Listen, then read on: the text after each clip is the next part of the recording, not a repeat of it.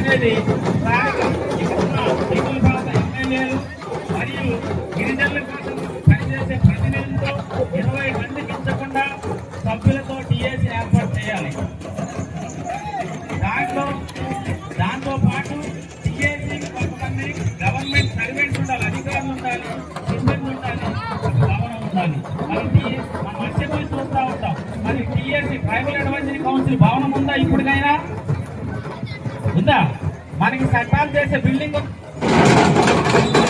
ఏముంటుందంటే టీఏసీ అనేది ఇక్కడ ఉన్న షెడ్యూల్ ప్రాంత ఎమ్మెల్యేలు మరియు గిరిజనుల కోసం పనిచేసే ప్రతినిధులతో 20 మంది పెంచకుండా సభ్యులతో టీఏసీ ఏర్పాటు చేయాలి.